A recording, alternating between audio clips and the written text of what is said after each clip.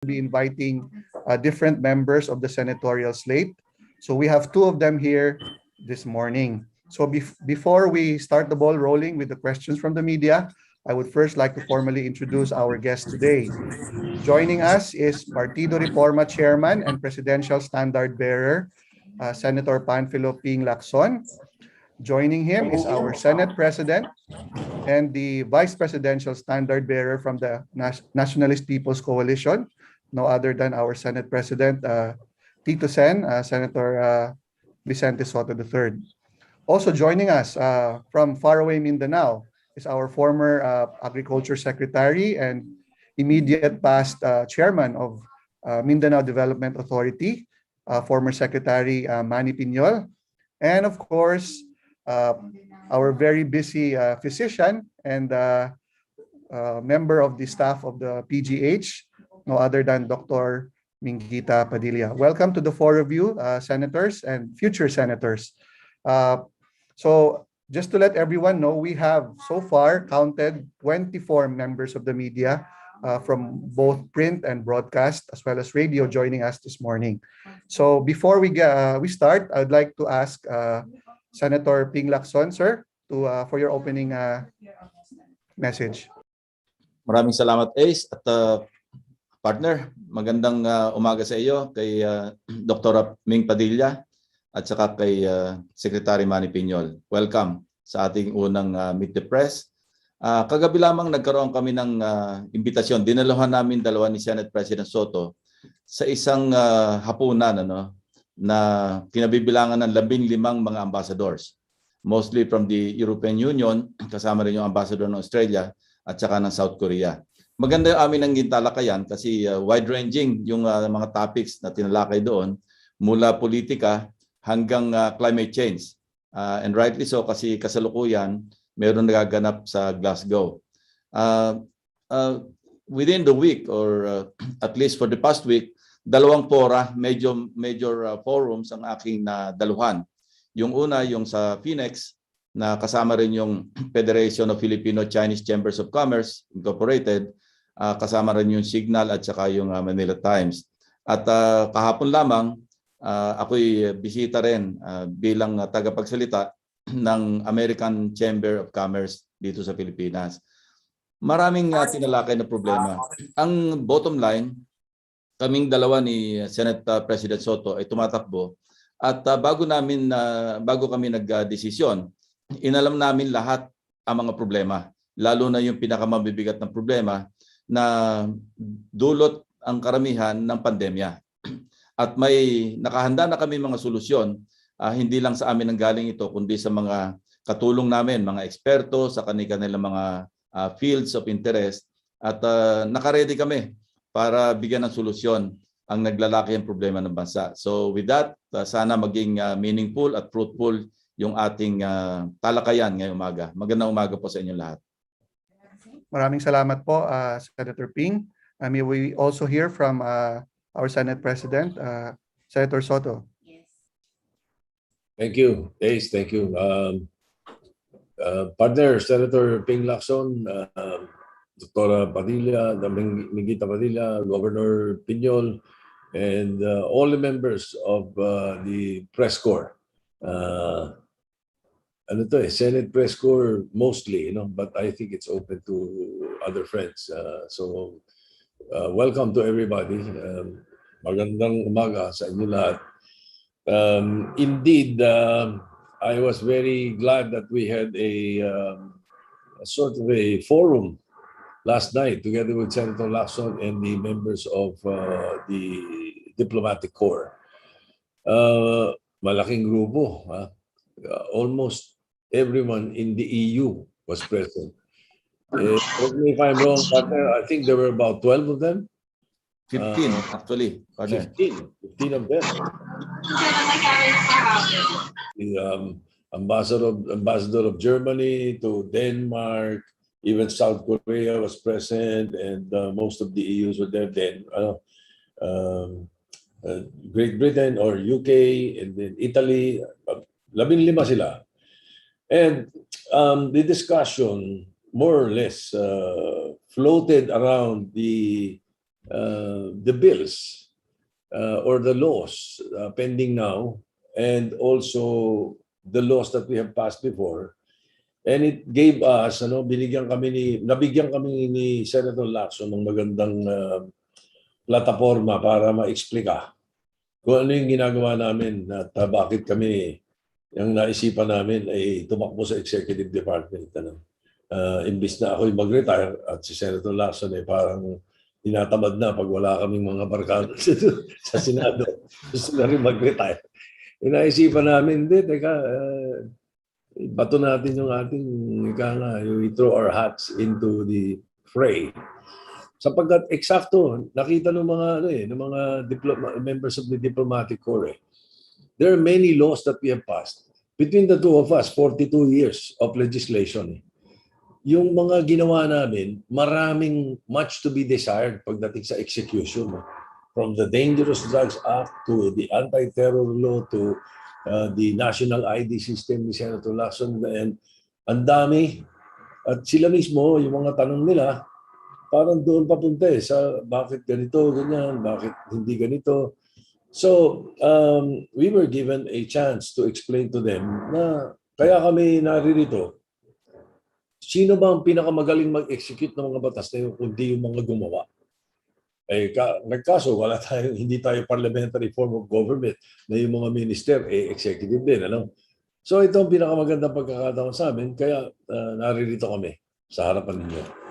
Perhaps later on, we can dwell on most of the issues that we would want to execute ourselves when it comes to executive department. So thank you at magandang tanghali sa inyo lahat. We're here to listen to our friends in the questions. Thank you. Peace. Thank you, Senator Soto. Mamaya po, anyayahan natin yung dalawa nating senatorial candidates to give their quick words when they're asked their questions naman. So we'll dive right in with your permission. Everyone, we'll dive right into the questions. No? So our first question today will come from Celi Bueno, and then next will be followed by Mayan Los Baños and then Kat Domingo. So to our guest, the first question is COVID-related po. Ang tanong po ni Celi Bueno ng DWIC, meron pong curfew. Ang curfew po sa Metro Manila has been lifted starting today, and at the same time, the increase in passenger capacity of public utility vehicles will be implemented. Meron po ba kayong concern dito? May kalaki po yan na question, COVID-related din. Inutusan daw po ni President Duterte si DILG Secretary Anyo na mag-impose ng sanctions sa LGUs who fail to administer vaccines in an expeditious manner. Do you support the move po? So dalawang tanong po, Senator Ping and Senator Tito Sen. Yes, as far as I'm concerned, and I think si Senate President will agree kasi napag-usapan namin ito. It's about time na mag-open up tayo. Yung paglilift ng curfew, pati yung pagtataas ng capacity ng mga passenger buses, tama yung move na yon. At saka yung pagmalawakang involvement ng mga LGUs tungkol sa pagbabakuna, matagal na rin namin ito talagang tinutulak din. Kaya lang, yung containment strategy kailangan hindi mawala sa atin, sa isipan ng ating mga kababayan, pati na rin sa isipan ng mga namamahala, ng mga namumuno.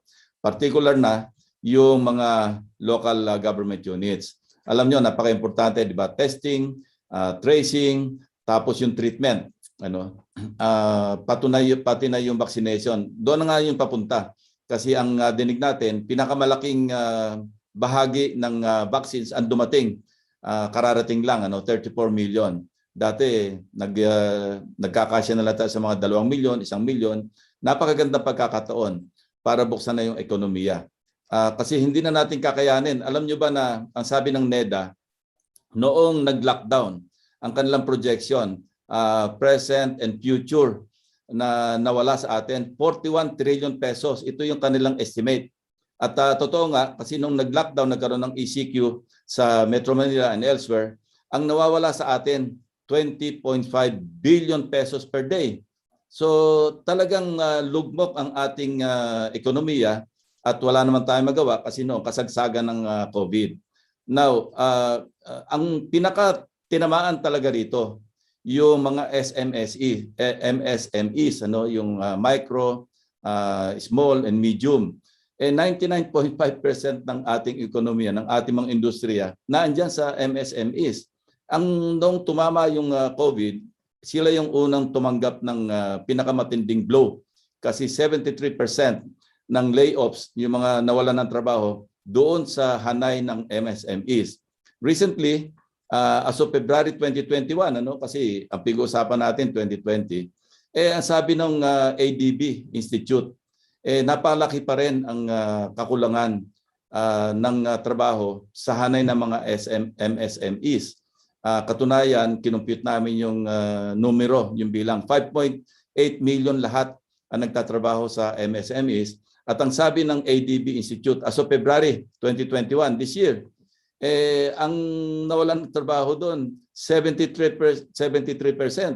So translated, agad-agad, nasa mga 4.3 million kaagad. No? Ngayon, ang estimate nila ngayon, tumaas mula sa 3.18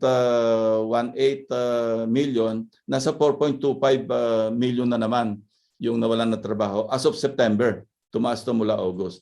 So tama lang, sinusuportahan namin yung move na magbukas tayo ng ekonomiya, lalo yung paglilift ng curfew, para na sa ganon, medyo sumigla yung ating business activities. At wag lang natin kakalimutan yung containment strategy natin na nakasanayan na rin natin kasi para na rin tayo nasa new normal. Salamat. Thank you, Senator Ping. Senator Sotto? Yes, just to add to what Senator Lacson has already mentioned. We're looking at the proposal in the National Expenditure Program ng 240.75 billion for COVID response ng gobyerno. Yun ang proposal nila ngayon. That includes 5 billion for the procurement of laboratory supplies to further boost the test capacities, yung sa human resources for health, emergency hiring, gano'n. Pero bottom line, sa nakita natin sa atin, sa amin, opinion ko to, at opinion din ng ibang mga kasama namin, even the members of the diplomatic corps, the lockdowns are detrimental. It's detrimental eh. Ang nangyayari, pinopospone mo lang. Imbes na i-address mo. Pinopospone mo lang yung problema. Ganun ang nakikita ko. So, dapat maging maingat na tayo dito sa mga lockdown na to. Lumampas na tayo ng 1 taon at kalahati. We should continue with enhanced information dissemination on health protocols. Yun ang mga mahalagang dapat ginagawa natin. And then, of course, the immunization, the vaccines, there are enough tapped. But hindi ko alam kung ano na na-deliver. Mas alam ni Senator Lacson ang figures tungkol dyan. But also, huwag pababayaan ang prevention. Whether now or in the next administration, hindi dapat pabayaan yung prevention. Dahil kahit na vaccinated ka, fully vaccinated ka, mayroon mga instances na pagka nagpabaya ka sa mga health protocols mo, ganun din. And then, aside from the issue of the lockdowns na medyo maging maingat tayo, yung school openings, palagi ko, isa sa mga nakikita namin at naririnig ko, ang Pilipinas, ang educational system natin maganda, magaling, because magaling mag-English sa mga Pilipino eh. Pero, lately, itong 1 year and a half na ito, maraming kinakabahan. Maraming kinakabahan na medyo masi-setback tayo. So baka panahon na talaga para sa mga school openings. Kung gusto nilang experimental muna, sige. Pero yung granular lockdowns naman, pwede naman yun lang eh. Kung yung mga areas na hindi naman talaga may problema, palagay ko dapat na magkaroon na ng mga pagbubukas ng eskwelahan face-to-face. And then, doon naman sa DILG na order ng Presidente, hindi ko alam kung order yan o suggestion eh. Because kung sinabi lang niya yon during yung briefing niya pagkagabi, sinabi lang niya yon. So hindi natin masiguro kung ano ang effect nun sa DILG. Pero kung yun ay may circular or memorandum na binigay sa DILG, then all the EILG has to do is to be just cautious in implementing it because nasa power naman nila talaga na ang mga local government officials ay under sa kanila Nananagot naman sa kanila lagi yun Ayun, kabisado ni Governor Piñol yun. Di ba? So, ando naman talaga yun hindi ko lang alam kung seryoso yung order or sinabi lang. Malaking bagay yun Iba yung nakasulat sa papel at saka yung sinabi lang Thank you, Ace. Thank you, Senator Soto. May we invite Dr. Padilla to give a quick comment since this is a health-related issue. Dr. Padilla? Yes, Ace, thank you very much and magandang umaga sa mga member ng media. No? Actually, I'm also helping the MEs. Matagal na, di ba, sa Go Negosyo from the very start. At we recently had a meeting. Talagang sinabi namin, panahon na talaga na buksan ang ekonomiya. In fact, tanggalin na rin, kami rin ang nagsabi, tanggalin yung mga plastic barriers because they don't help any. Hindi sila nakakatulong. In fact, it might even be a venue for the virus to cling to. Kasi this is airborne, no? Hindi siya droplet. But even the shields were questioning it already. And I think nakikinig naman sila ngayon. No? Definitely buksan, 70% is okay as long as maganda ang ventilation sa loob ng bus. Bukas sa mga bintana, kahit air-conditioned bus. Ang sabi namin, what's important is the ventilation. Okay, so yes, we agree. No? Yung sa curfew, as long as people will still remember to wear masks. No? Yung sa vaccination, nandun rin kami sa meeting kasama ni Secretary Charlie Galvez, no? Na he was telling us there was about 3 days ago, mga 49 million na mga doses ng bakuna andun na raw sa mga LGU. Pero frustrated sila ang national government kasi marami nakatenga lang dun sa mga bodega. In fact, they gave a deadline. Within 3 days, they should be used. Problema, sometimes logistics. And the doctors, dun sa meeting namin, called by the PMA with Secretary Galvez, we were all offering to help in the logistics na dalhin yung mga bakuna sa mga pasyente na hindi talaga kaya pumunta dun sa vaccination site. No? That's one. Second is vaccine hesitancy dahil naniniwala pa sila sa mga maling akala. Isa yon. So we have resolved to educate. And then number 3 is gagamitin na rin daw nila yung mga ibang locations parang mga Jollibee, ganon, as vaccination sites para mapadali. Plus mga simbahan, we also suggested using the church. So that's the problem. And the very sad thing, there are a few pa daw, medyo pinupolitika yung bakuna. So nadidelay. Kaya nagagalit rin sila, yung DILG, sina Secretary Anyo. So he's giving some people some show cause order, bakit hindi pa nagagamit ang bakuna. So there's other reasons. But andun na raw sila, and we should really vaccinate. That's the only way out of this pandemic talaga. So we can go back to a better normal sooner. Thank you, Dr. Padilla. I'd like to take advantage of Secretary Piñol's... yes, Senator. Baka lang makalimutan ko kasi nabanggit ni Dr. Padilla yung logistics, yung rollout ng LGUs. Alam mo, may mga pangamba yung mga ibang mga local government officials kasi ang pinadala sa kanya mag-expire in 1 month, yung iba 3 months. So napaka-importanting talagang ma-roll out. Kung hindi, masasayang yung mga bakuna na na-procure natin. Yung lamang Ace, salamat. Well said, Sir Ping. Can I just add also? Yes, Dr. Padilla. Oh, yan. And then, in fact, the other day naman, yung malaking sunog sa Pagadian, no? 150,000 doses nasira sa sunog. So, yun ang danger also if you store the vaccines too long. No? So, we have to really use the vaccines as soon as possible. Okay. Thank you, Dr. Padilla. Secretary Piñol, up until October 5, you were heading the MINDA. Can you give us a quick assessment po in terms of the COVID situation from the perspective of the island of Mindanao? Quick reaction po. Thank you, Ashley. Good morning po, Senator Ping, President Ping, VP Tito, Dr. Padilla. Before I answer that, Ashley, and before I share my thoughts on the COVID issue, let me just satisfy the curiosity of some people on why a member of the cabinet of the president did not join the administration party. Well, first, I have to be very honest, no? Kasi identified ako na kaibigan ng presidente. Even when I was still governor, partner ko si Presidente Duterte sa anti-terrorism and drugs. No? Well, Unang-una, open. It's an open statement, no, open secret rather, no, na nagkakabangga kami ng mga economic managers on several policies, especially on rice tarification. Kaya nakita ko, kung doon ako sasama, mukhang asiwa. Part ako ng administration party, tapos tinitira ko yung policy against the massive importation of rice, no. So yun ang unang dahilan. Pangalawa, naghanap ako ng original na NPC kasi ako eh. Originally, Nationalist People's Coalition talaga ako. No? So yan talagang natural ko napupuntahan. If I would not join the PDP Laban, the administration party, natural ko napupuntahan is NPC because that's my original party. Number 3, since kaibigan ako ng presidente, ayaw kong tirahin siya eh. Kasi kaibigan ko eh. And I was looking for a presidential candidate na although pumupunan ng kakulangan, kahinaan, at dapat gawin sa gobyerno, ay hindi tumitira ng personal. At nakita ko yun kay Senator Ping Lacson. Mataas, high level yung kanyang pag-atake sa mga issues at hindi siya namemersonal. No? In fact, he does that with high respect to the president. No?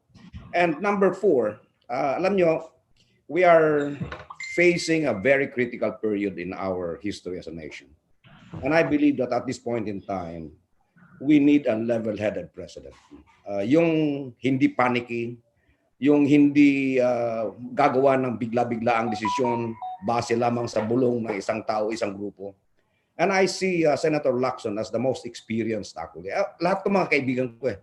Kaibigan ko si Manny Pacquiao, kaibigan ko si Isko Moreno. I consider Bongbong as a friend of mine. Although hindi ako masyado close kay Vice President Lenny, I respect her. No? But among all of these presidential candidates actually, I see Ping Lacson as the most mature among the present candidates. And I, you know, in a crisis situation, I would go to somebody who makes decision hindi haphazardly, kundi buo yung kanyang paniniwala sa isang bagay based on what we call the complete staff work.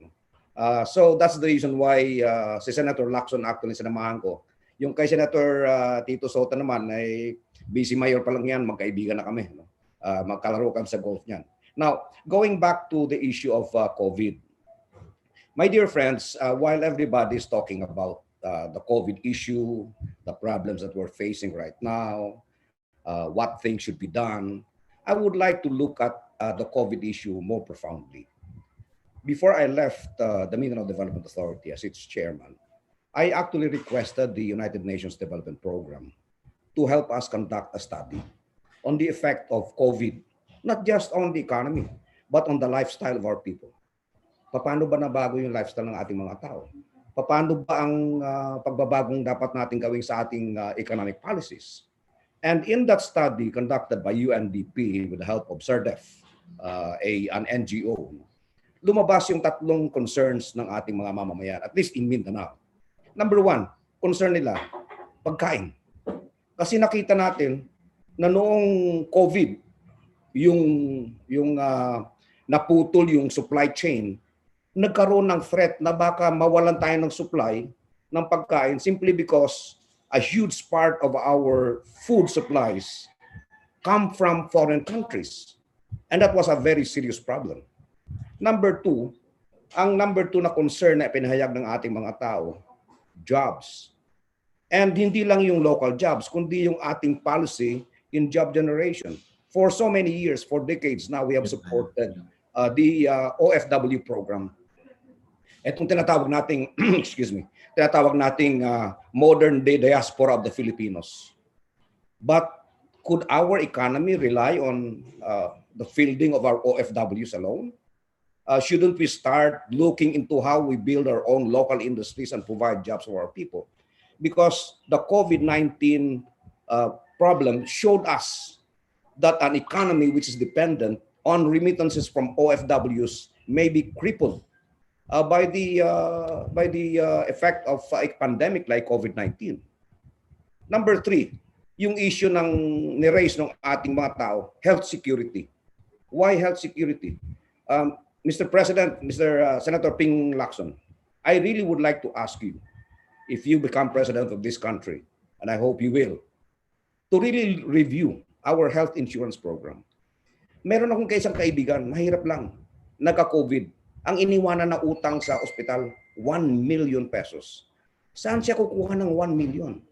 So my dear friends, beyond the issues of how to deliver the vaccines, how to administer the vaccines, the problems, the temporary problems that we're facing right now, I believe that we have to look at the lessons learned from COVID-19 and embrace this as guiding policies as we move forward. We have to build a local food production industry that would keep us safe from any disruption in the supply chain. We have to produce our own food to the maximum, and I believe we could.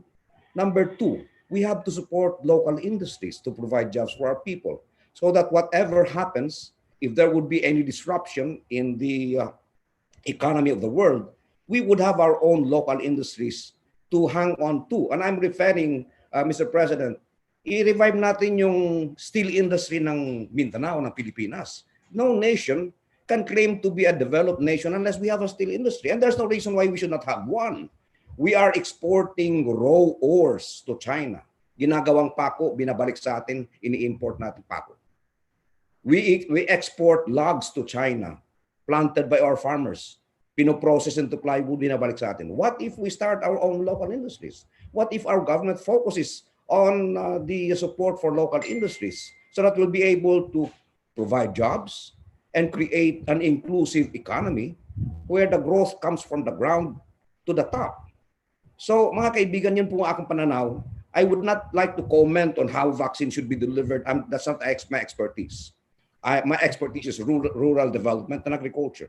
And I'm sharing with you my thoughts on COVID-19 in relation to the advocacies that I have been proposing all of these years. Thank you very much. Okay, thank you, Secretary Piñol.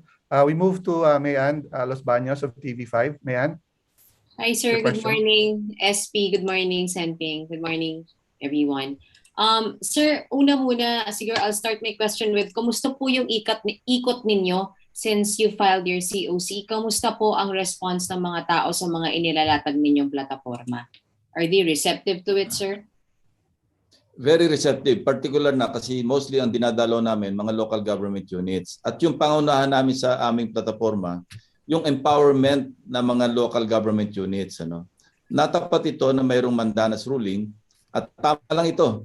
Ang problema yung implementation. So, totohanan ba or on paper lamang ang implementasyon? Naglabas ang Pangulo ng EO 138 para talagang sabihin nating ma-institutionalize yung share sa internal revenue allotment ng mga iba't ibang local government units. Pero sa initial salvo pa lamang, initial na pagtingin namin, pag-scrutinize sa budget, nakita na agad namin yung diferensya na hindi talaga totohanan ng implementasyon. A case in point, DPWH, nabanggit ko na rin ito during the committee hearing, nabawasan ng 89% yung local projects. Maganda kasi ibig sabihin na-devolve kasi binawas sa DPWH budget. Nung kinuwenta namin, dapat at least 80% ang mababawas sa budget ng DPWH.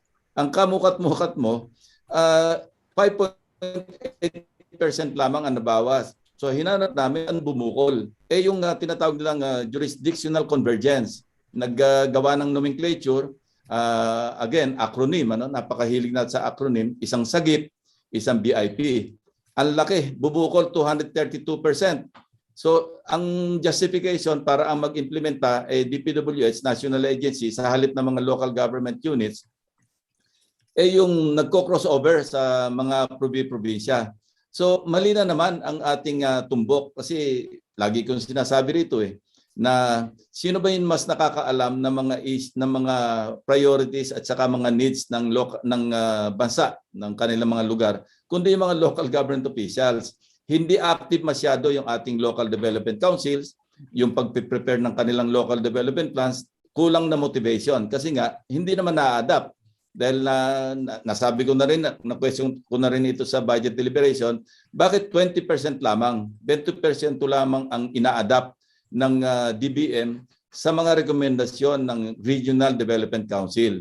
So ito yung aming sisimulang drastic na pagbabago. Zero-based, sa halip na budget ceiling, gagawin zero-based, i-defend ng mga ahensya na magsimula sa zero. Bawat PAP na kanilang ilalahok para magkaroon ng budget, talagang i-justify nila. Para bang sa mga big private corporations, even in Singapore, ganyan na yung practice nila. Bakit tayo, budget ceiling? Anong implication ng budget ceiling? Kamas-kamas yung pagpaplano. So, ang resulta, napakalaki ng ating unused appropriations. Hindi na obligate at saka hindi na babayaran. So, yun ang problema. So, kailangan talagang baguhin natin yon. At bigyan natin ng mas malaking role ang mga local government units, lalo na yung mga 5th, 6th class municipalities. Hindi na sila makaahon. Sabi nga ni Secretary Piñol, hindi ba, na sa Mindanao, karamihan, paano babangon? Walang suporta yung gobyerno. Idinidevolve yung functions, lalo na sa Department of Health, pero yung pag-procure, naiiwanan sa national agency. Napakaraming dapat baguhin sa ating sistema. So ang aming panuntunan ni Senate President, talagang dapat drastic kasi hindi pwedeng more of the same. Wala tayong mangyayari. Wala mangyayari sa buhay natin. So yung mga LGUs, napaka-responsive pag ito yung aming idinudulog sa kanila. Engage na engage sila. Nagbibigay pa sila ng mga suggestion. Earlier this week or late last week, pinuntahan namin yung governor ng Nueva Ecija. Meron siyang input. Sabi niya, para mas malaki yung accountability at malinaw yung accountability ng mga governors, mga mayors, dapat may reportorial requirement. Yung kanilang ginamit na pondo, pag inimplementa nila, kailangan i-report nila sa mga national agencies kung pwede sa Malacanang mismo. So ito yung mga nakukuha naming responses mula sa mga local government units. Thank you, Senator Ping. Ace, may I? Yes, Senator Sotto.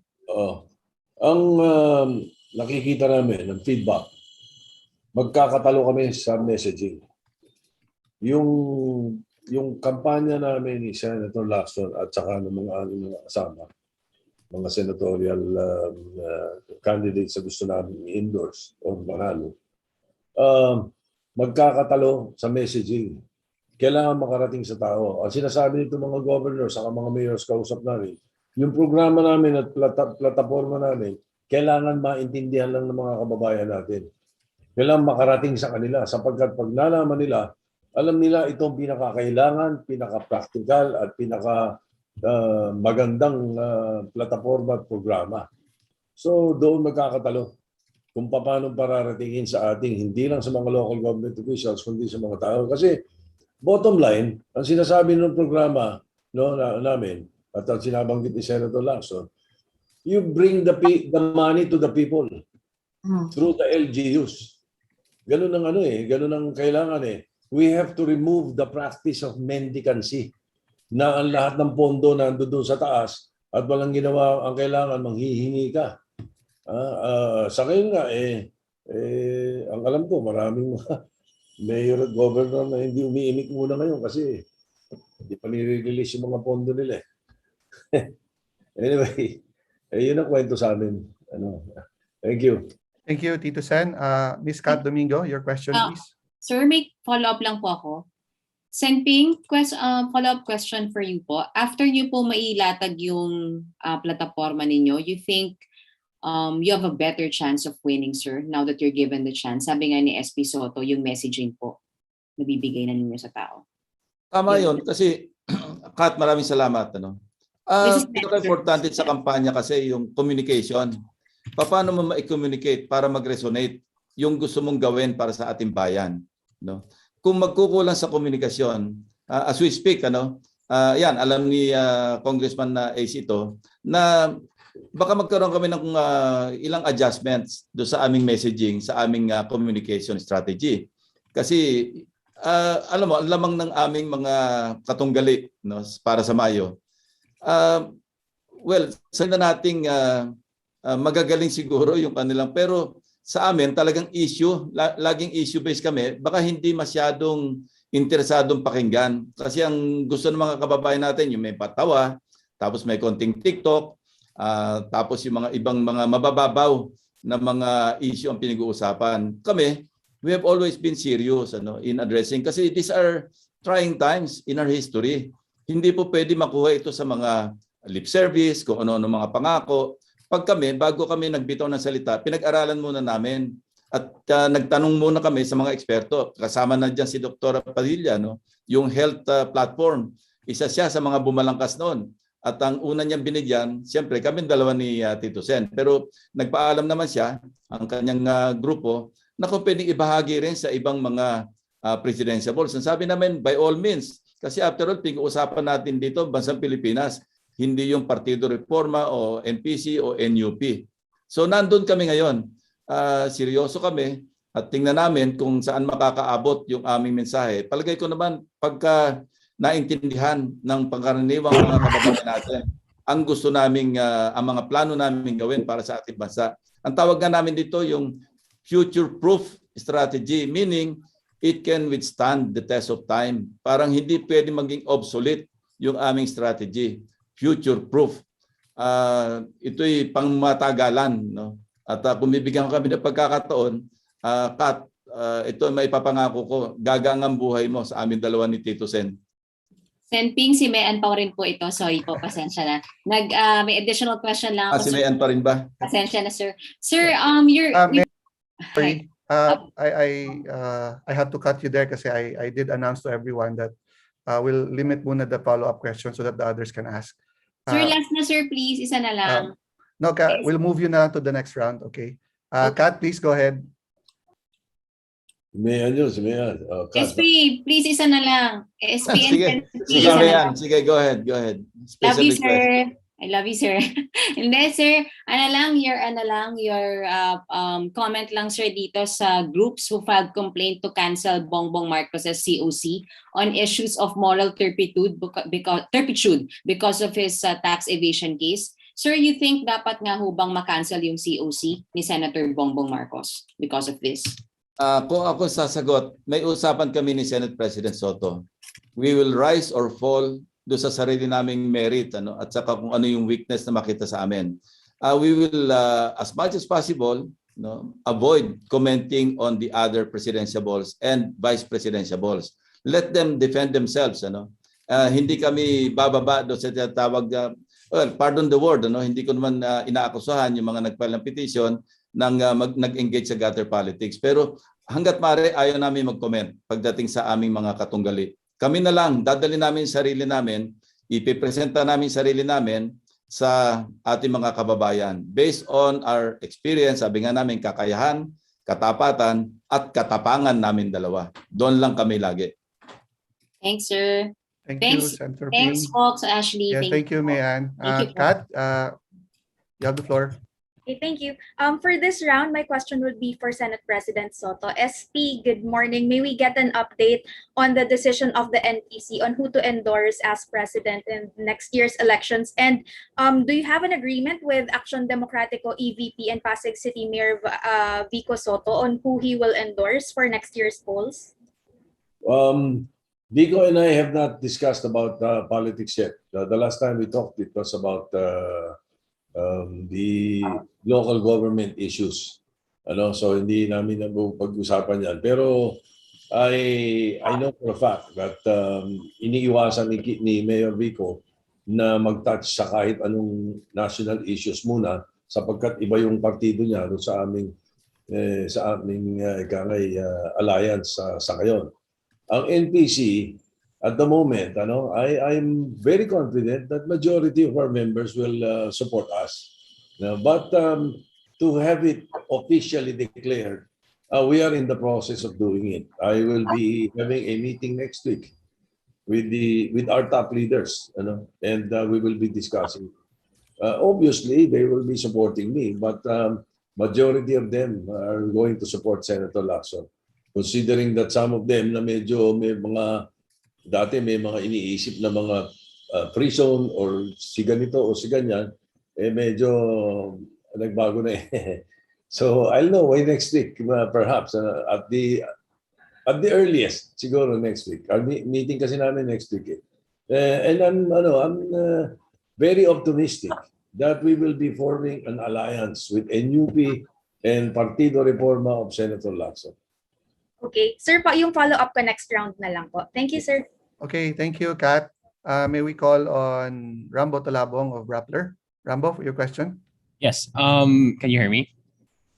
Yes, we hear you loud and clear. Okay.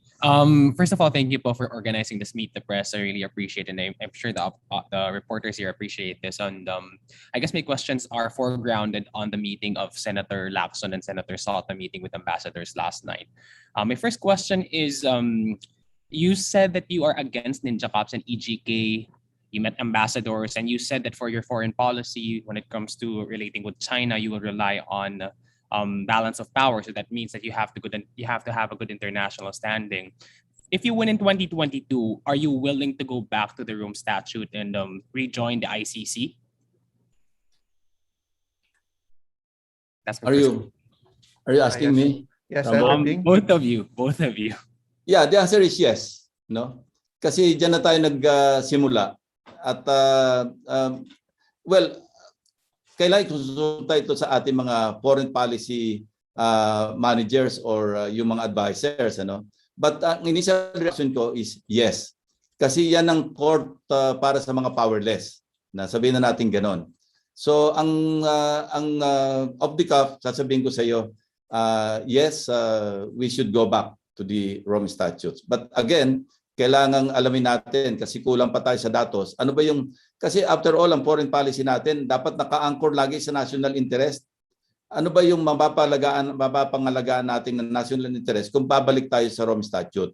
At ano yung mga disadvantages? Kasi ang alam ko dyan, baka may gastos o ano, hindi ko masyadong talastas yung tungkol sa Rome Statute. But initially, the answer is yes, a clear yes.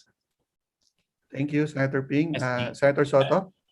After last night, or well, during the during the conversations we had with the ambassadors, I think they agreed, if not most, if not all, most agreed to what I was explaining when the issue of EJK was mentioned. It was indeed mentioned.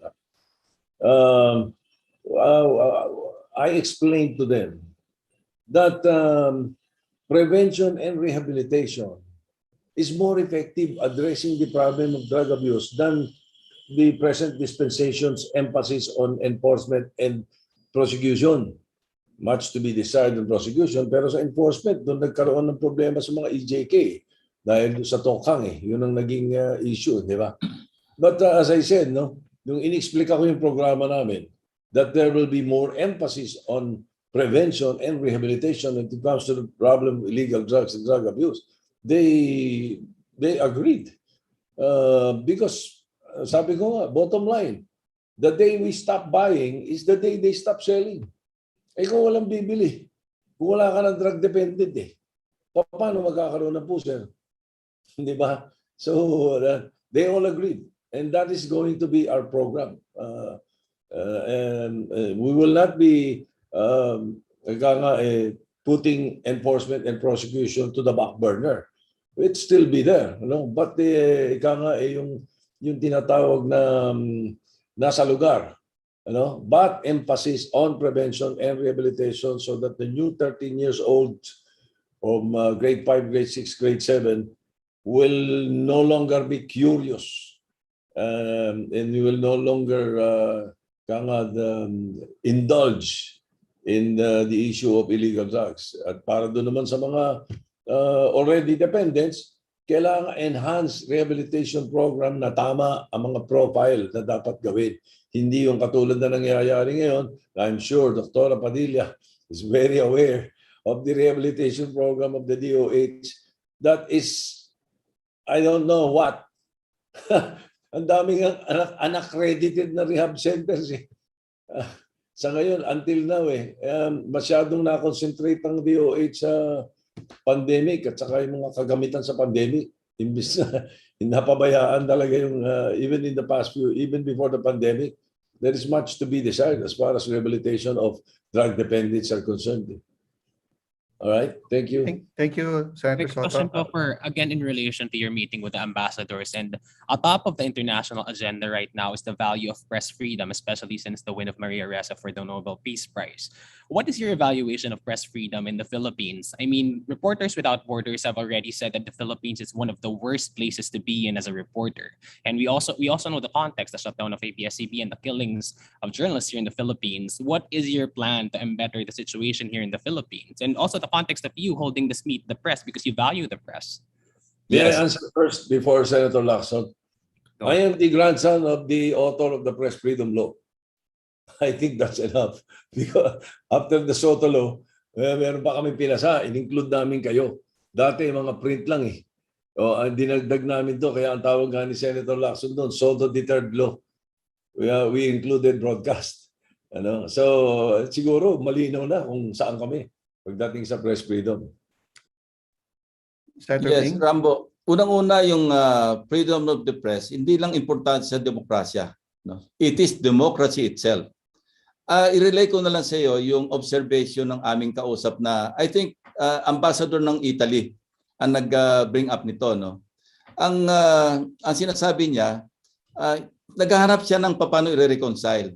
Nabalitaan niya and ito'y base sa mga information niya na magkakaroon ng malaking pagpupulong sa PICC at yung pagbibigyan ng parangal si Maria Ressa. So sabi niya, ang tanong niya sa amin, hindi ba yung PICC pag-aari ng gobyerno? Mukhang magandang reason ito na dahil pinapayagan ng gobyerno gamitin yung pasilidad para bigyan ng pagpaparangal si Maria Ressa sa pagkapanalo niya sa awardee sa Nobel Peace Prize, magandang indikasyon ito na binavalue rin maski nitong president, call it any way you want, ano? Pero yung kanyang observation na magandang indikasyon na hindi pinigilan, na gamitin mismo yung pasilidad pa man din ng gobyerno para bigyan ng parangal ang ating kababayan na sa kauna-unahang pagkakataon binigyan ng award ng Nobel Peace Prize. Salamat, Rambo. Thank you, Senator Sorry, Ping. sir. Sorry Yep. po, hindi po Yeah, nasagot Rambo, yung we tanong have ko. 13 minutes lang. We still have three Okay. who will be asking. Yes, So I okay. can Okay, thank you. I'd like Okay. to move on. Thank you, Rambo. Okay, for the last 13 minutes, we have questions from Cecilia Felipe, and then Celi Bueno, follow up, and then Salima Refran, and second round for Kat Domingo, in that order. Okay, Cecilia, go ahead.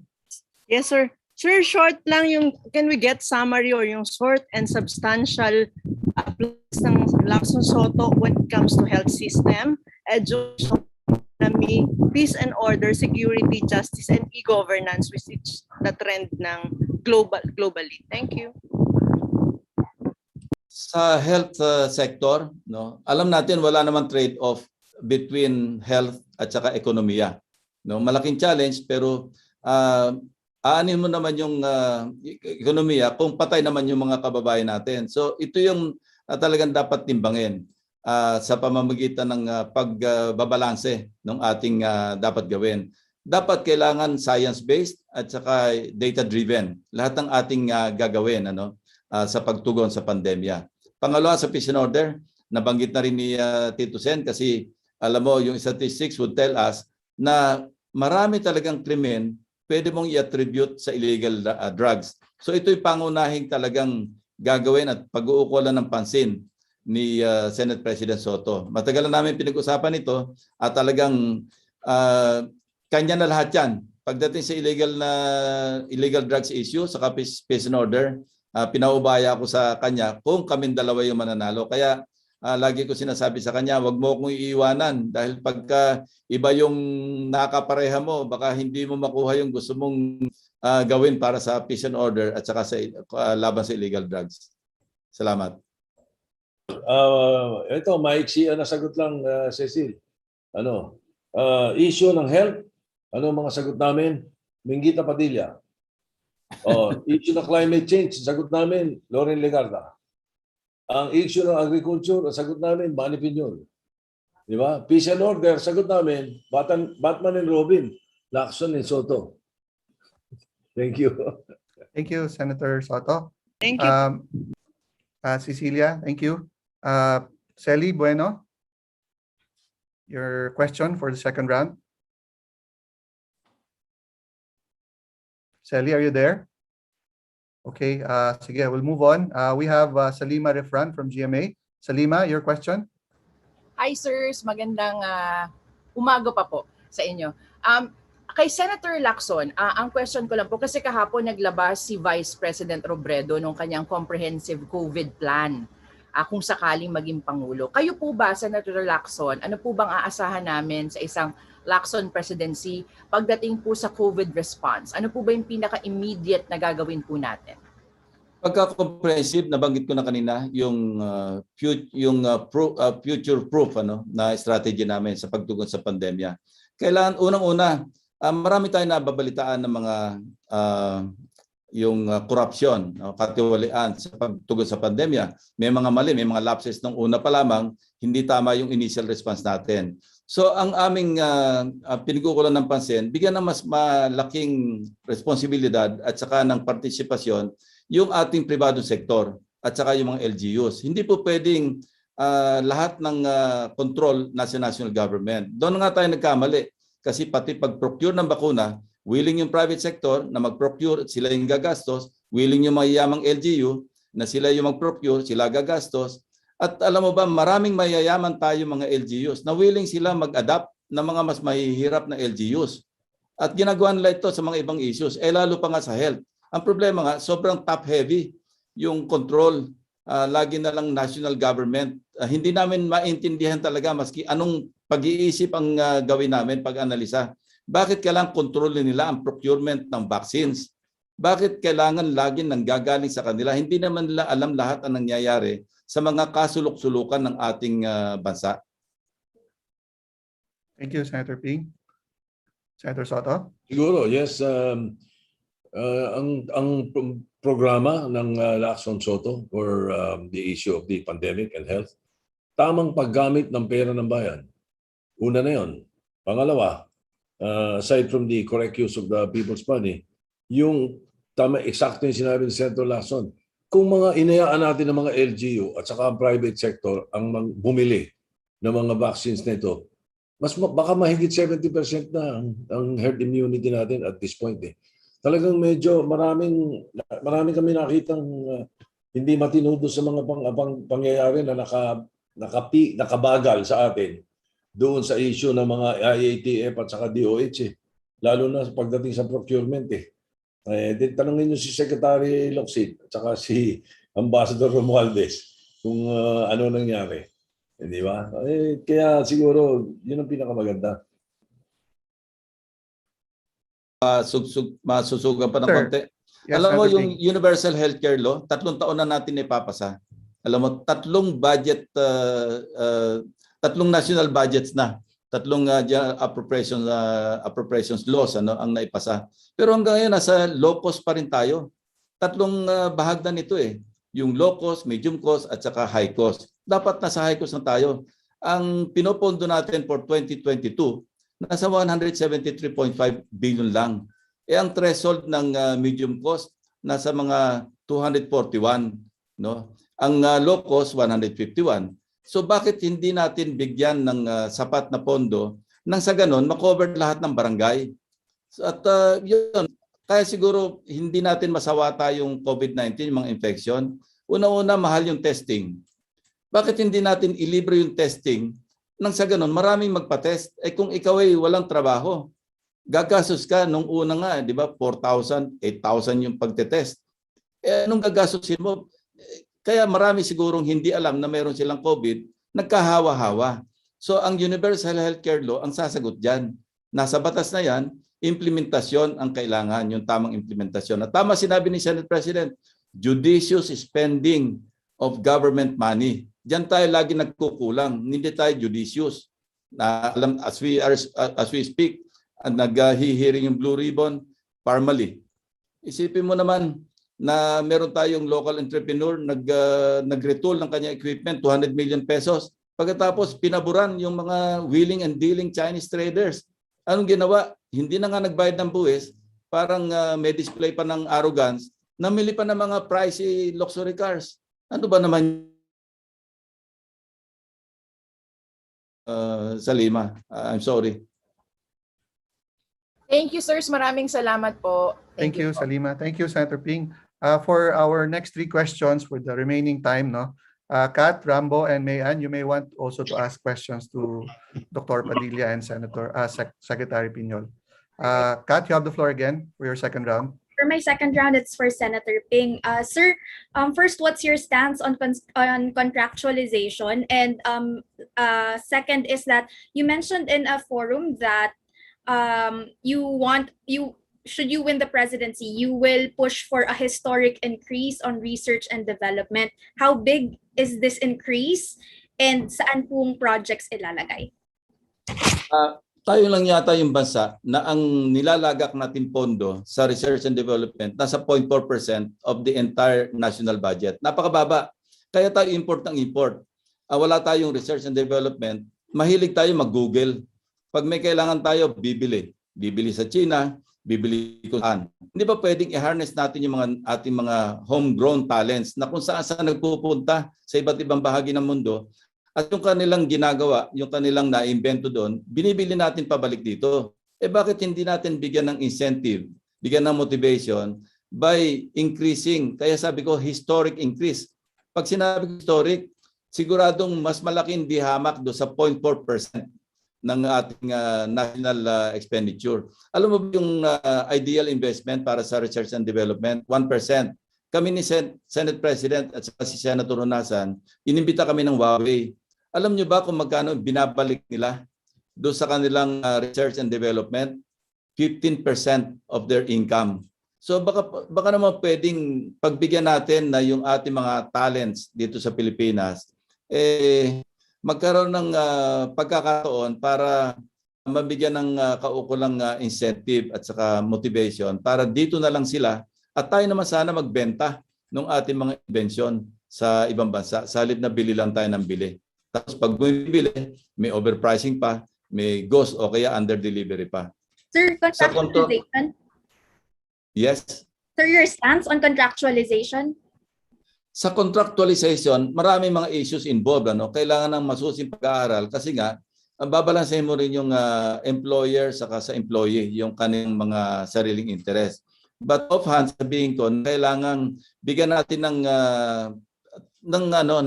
parang security of tenure yung ating mga manggagawa kasi human capital ng bansa yung ating workforce, hindi ba? Kaya kailangan talaga kung titimbangin natin, I would venture more on giving protection to our workers, especially the ordinary workers. Thank you, sir. Thank you, Senator Ping. Thank you, Kat. Rambo, for your second round. Okay, I just wanted to challenge our good senators again on the question on what you will do for press freedom in the Philippines. I really appreciate Senator Sotto, you mentioning that your grandfather has this policy, but how about you? What do you want to pursue if ever you become vice president? And you too, Senator Ping, what do you want to happen? I mean, we appreciate the token gestures na magpapakita ang government na okay doon yung awarding for Maria or whatever, but what are concrete plans? You pride yourselves for having concrete plans for the Philippines. But when it comes to press freedom, what would be your plan? Maximum yung transparency. Lahat ng ginagawa ng gobyerno dapat transparent sa media. Nasa ganon, kasi through you, kayo naman talaga yung medium para mairating sa ating mga kababayan kung ano yung mga kapalpakan, kung ano yung mga tagumpay ng ating mga namumuno, hindi ba? Dahil after all, you may not be our masters, but definitely kami yung servants ninyo eh. So bakit kami kailangan magtago? Kami, ang tawag nga sa amin, public servant. So I'm all for it. No? Kaya tinatawag natin yung media, di ba, yung fourth estate. Kaya importante, napaka-importante para sa amin dalawa ni Tito Sen. Hindi lamang dahil sa merong Sotto law at saka merong Sotto the third law.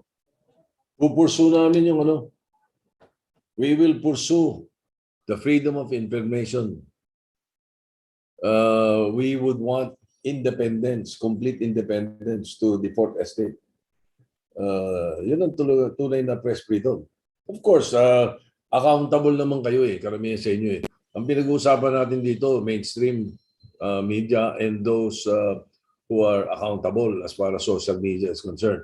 Pero yung mga fake news na hindi naman talaga media, hindi pwede yun. yung independence is yung mga yung mga katulad ninyo at saka talagang members of the press. Hindi yung sa tabi-tabi nag-iimbento ng mga istorya o ng kwento. Ganun siguro sa amin.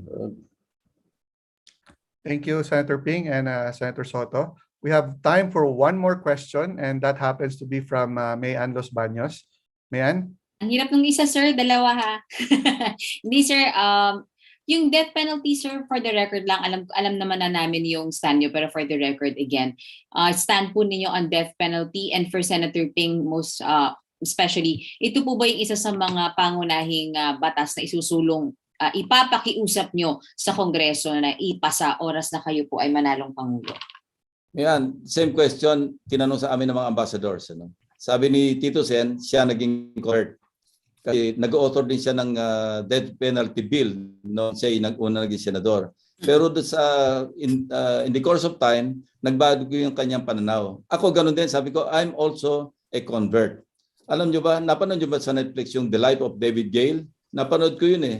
Yun, aktivista yun, na kung saan, sinet up niya yung sarili niya.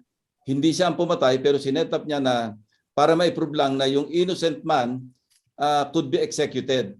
Yun ang nakapagpabago ng aking attitude, ng aking pananaw, at ng aking perspective tungkol sa death penalty. Ako, nag-author din ako. Ilang beses ko sinama ko pa nga yung plunder at saka yung mga iba't ibang krimen bilang mga heinous crimes at dapat maging punishable ng death penalty. But then, nung namulat yung aking kaisipan na mas importante na ma-save yung buhay ng isang inosente na na-convict kaysa doon sa mag-execute tayo ng talagang convicted at talagang napatunayan nagkasala. Nung tinimbang ko yon, sa tingin ko mas matimbang yung ma-save yung buhay ng hindi pala, nung yung wrongly convicted. So nagbago yung aking pananaw, kaya we-withdraw ko yung aking final na bill kung naandyan pa yan at iba na yung aking pananaw na yan. Salamat sa pagtatanong. At talaga, sir, so hindi na po kayo for death penalty? Is this the same with SP Sotto po, Senping? Mayan, and for everyone, I found a better solution eh. You see, okay, para makompleto lang yung context, I hope you don't mind. Opo. When I first became a senator in 1992, one of the first bills that I filed was the reimposition of the death penalty kasi in 1987 Constitution, inalis yun, pero nakalagay, there is a provision that says that except by maybe by law, ano ba ito sinabi, because of basta mayroong provision doon that will allow it eh. So ang ginawa ko, nakalimutan ko lang yung exact word sa Constitution eh. So ang ginawa ko, nag-file ako ng bill. Pero yung akin talagang bill for drug trafficking lang. Alright? Naipasa. Naging ako ang principal author ng death penalty for drug trafficking. Noong mga panahon yun eh. Si Boy Herrera yung sa iba-iba mga bills, iba-iba mga crimes na sinama. 10 crime ata yun. Alright. Through the years, alam mo mga 2-3 taon namin dinidebate sa Senate yun. Ang tawag ng majority floor leader namin noon, si Orly Mercado. Pagtatawagin na yung bill, sinasabi niya, Mr. President, I now call on the Senate Bill blank blank blank ang walang kamatayang death penalty.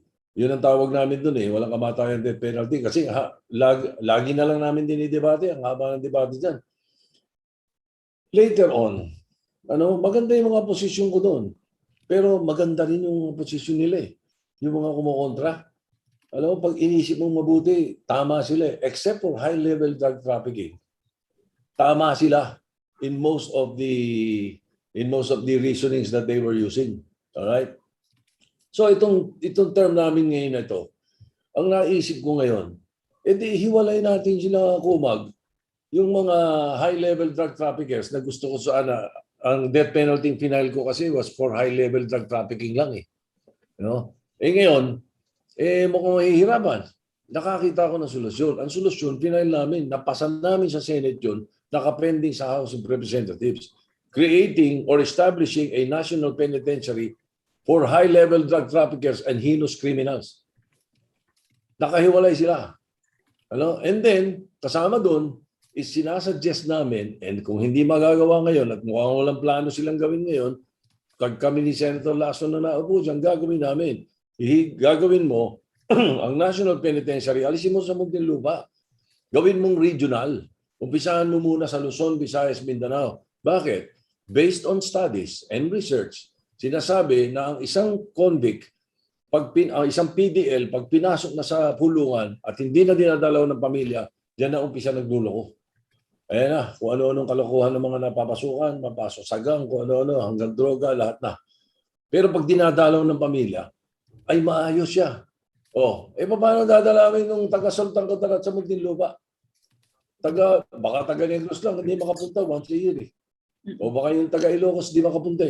Pero pag ginawa mong regional, ang laking bagay nun. Pangalawa, maraming lugar na pwede talagang paglagyan ng Luzon, Visayas, Mindanao.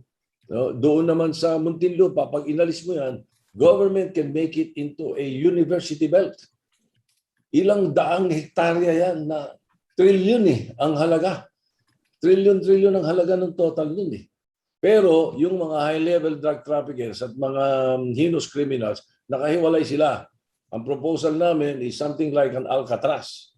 As a matter of fact, Governor Alvarez has been very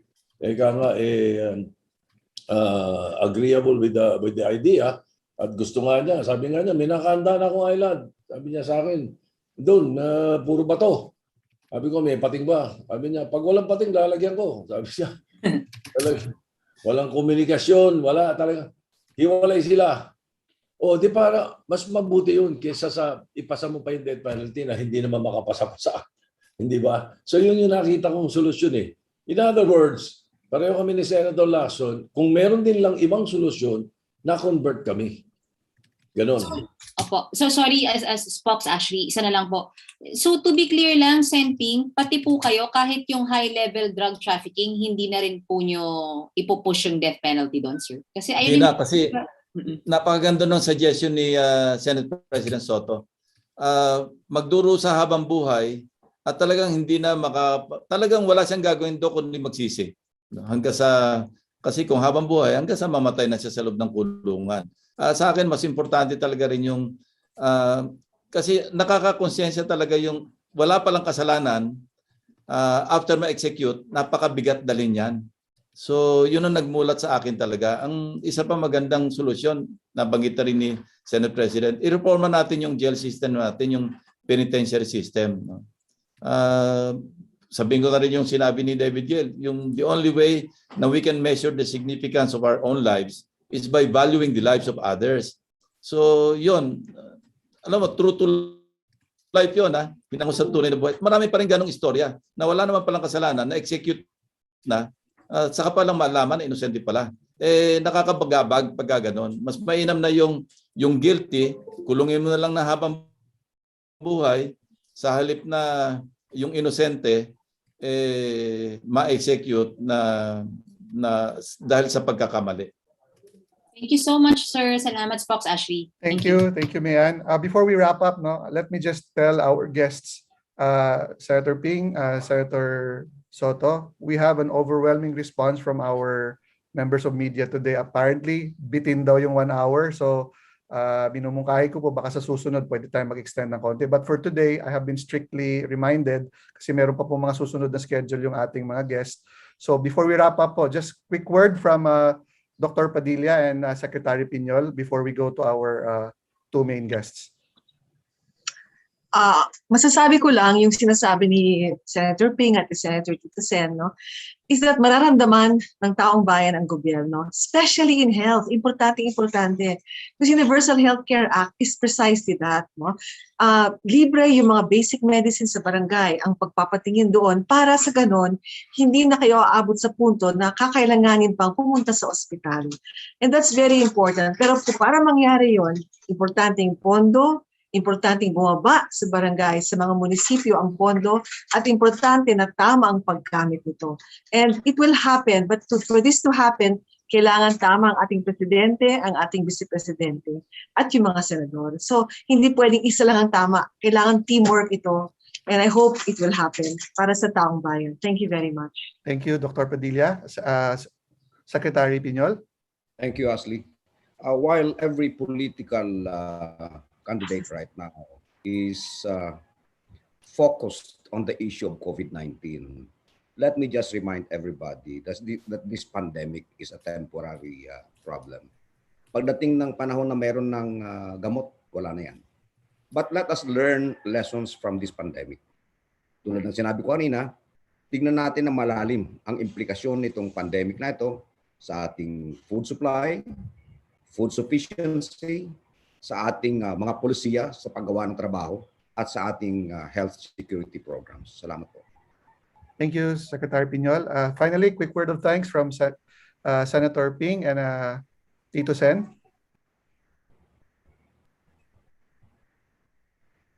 Kaibigan sa media. No? Yeah, sige partner, mauna ka na. Ako lang, I would just like to thank everyone. Thank you for this opportunity. I hope to see you next week. I think I've said enough. I've said more than enough for this week. We'll see you next week. Thank you very much. Go ahead. Thank you, Tito Sen. Senator Ping? Ako rin, 2 words. Maraming salamat. Another 2 words, keep safe. Thank you very much, Senator Ping, Senator Sotto, Dr. Padilla, and Secretary Piñol, and to all the members of the media who joined us today. Maraming salamat po. Hopefully, we'll have more time next week. So next Thursday uli, 11 a.m. Once again, maraming salamat po uli, and keep safe everyone. God bless you. Thanks Bye-bye. po. Thank you.